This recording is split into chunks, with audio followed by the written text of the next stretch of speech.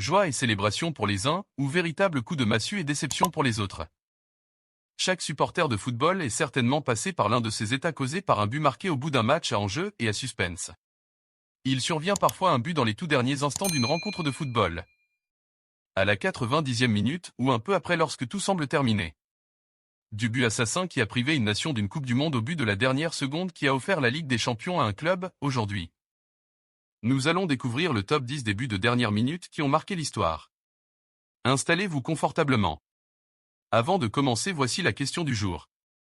En quelle année la France a-t-elle remporté ses seuls Jeux Olympiques de football? Option A.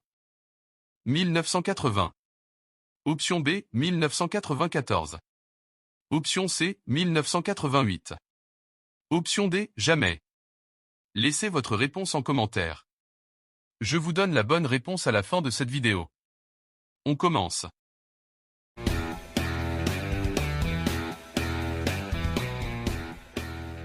Voici le top 10 des buts de dernière minute qui ont marqué l'histoire du football. 10.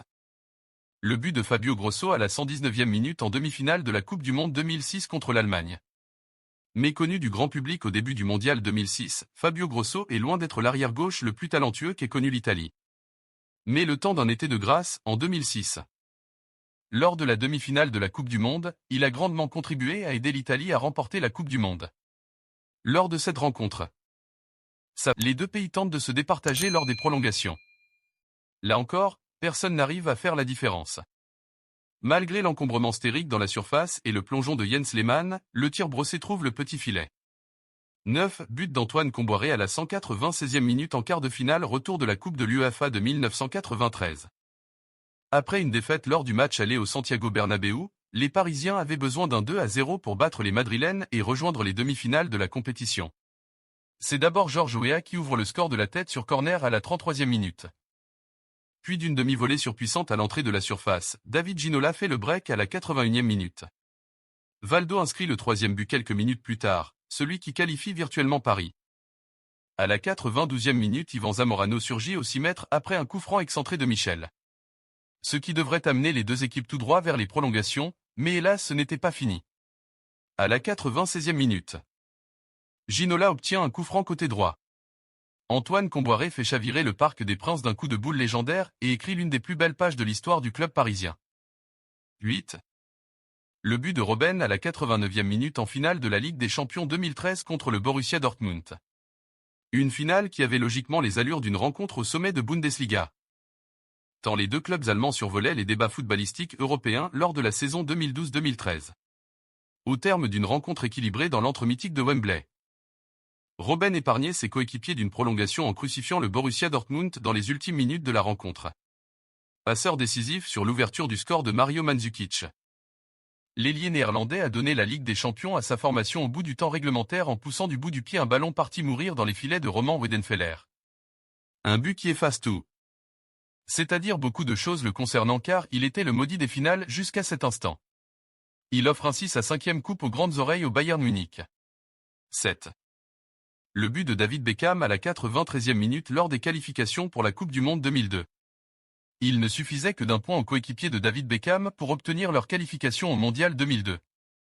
Un petit point après lequel les sujets de la reine ont couru belle des façons. 6. Le but de Sylvain Wiltord à la 94e minute en finale de l'Euro 2000. De l'Euro 2000, on ne retient souvent que le but en or de David Trezeguet en finale face à l'Italie. Mais sans l'égalisation de Sylvain Wiltord à l'ultime minute du temps réglementaire, Trezeguet ne serait jamais entré dans l'histoire ce jour-là. Remplaçant tout le long du tournoi. Sylvain Wiltord débute à nouveau sur le banc de touche lors de la finale. À la 58e minute, 3 minutes après l'ouverture du score des Italiens, il entre sur le terrain à la place de Christophe Dugarry. Les Français continuent de presser mais c'est la Squadra Azzurra qui paraît la plus dangereuse. Le temps passe et la victoire des Italiens se précise. Les remplaçants italiens sur le bord de la touche fêtaient déjà le titre. Mais Sylvain Wiltord surgit à la 94e minute de jeu et délivre les Bleus. Dans les prolongations, Robert Pires déborde côté gauche et centre en retrait pour David Trezeguet qui reprend la balle de volée pour la déposer dans la lucarne droite du gardien italien. 5. Le but d'Andrés Iniesta à la 96e minute en demi-finale retour de la Ligue des Champions 2009. La frappe instantanée dans les arrêts de jeu d'Andrés Iniesta a mis fin aux espoirs de Chelsea d'atteindre une deuxième finale consécutive de la Ligue des Champions. Chelsea avait fait un match nul 0-0 contre Barcelone et avait dominé presque tout le match retour à Stamford Bridge. Michael Essien semblait avoir marqué le but vainqueur. Mené 1-0 jusqu'à la dernière seconde, le FA en finale qu'il remportera 2-0 face à Manchester United. 4. Le but de Sergio Agüero à la 94e minute lors de la 38e journée de Premier League contre les Queen's Park Rangers en 2012. Quelle journée!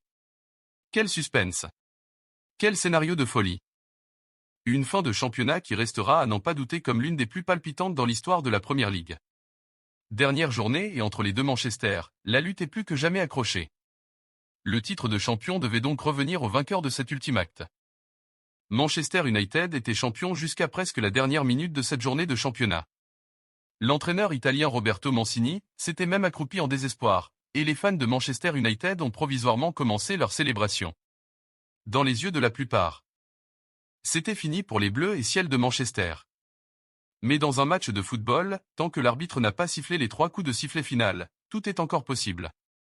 En un clin d'œil, Mario Balotelli, joueur controversé et buteur talentueux, a reçu le ballon à proximité de la surface. Il a laissé le ballon dans l'espace ouvert avant de tomber sur le terrain.